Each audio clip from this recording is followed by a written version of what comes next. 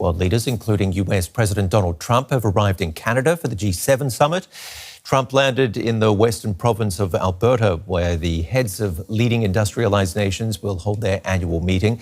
German Chancellor Friedrich Merz arrived earlier and met with Canadian Prime Minister Carney.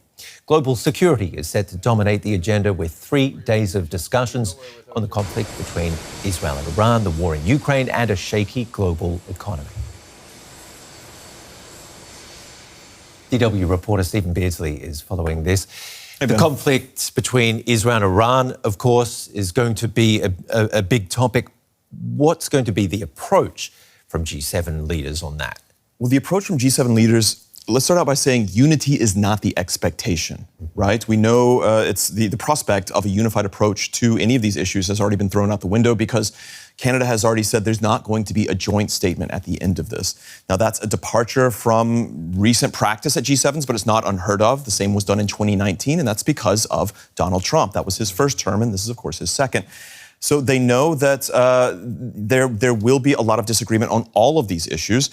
The hope is, however, that on a bilateral level, that in individual talks with the U.S. in particular, that some movement can be made because the U.S. is, frankly, in the key position on so many of these issues. When we look at Israel and Iran, for example, it plays such a key role. The problem for many of these leaders is that the U.S. has been so ambivalent lately. And by that, I mean Donald Trump has been ambivalent. He, on the one hand, says he supports further negotiations with Iran. On the other hand, he doesn't seem to mind the attacks that are happening right now.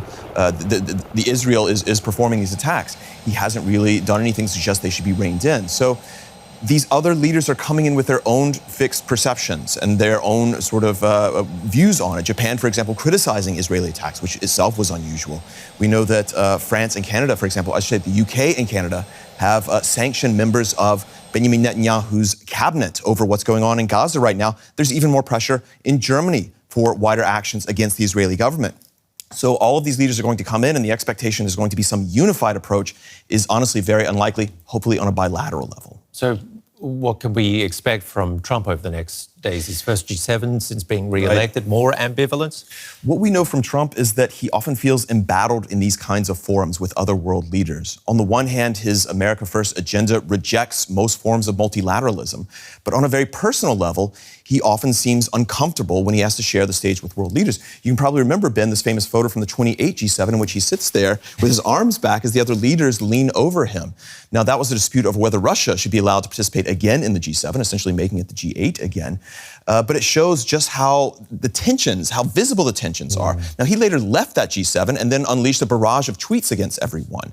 So he's not there to try and convince everyone to come to his side. But on the other hand, they are hoping they can convince him to come to their side. Trump is known as someone who he's best approached in a personal level. And so I think we're going to see so much more happen on the bilateral level, attempts to get him to sway him on certain issues. And let's throw in Ukraine's Volodymyr Zelensky into the mix.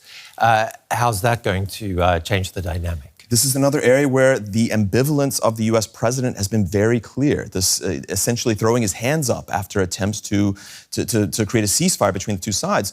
Zelensky wants more pressure on Russia. He's been very clear about that. He wants the U.S. to take a firm stance in favor of Ukraine and to say Russia needs to come to the table through the exertion of more financial sanctions, through the exertion of more pressure from the U.S. And Trump has been reluctant so far. We see more of the European, the UK side firming up behind this idea, especially as they know they need to show more coalescence on this issue for Trump. They need to demonstrate that for Trump. And they're hoping, again, that this will be a forum in which they can convince him to move finally in a very specific direction. Steven Beardsley, thank you very much for coming in and breaking it all down.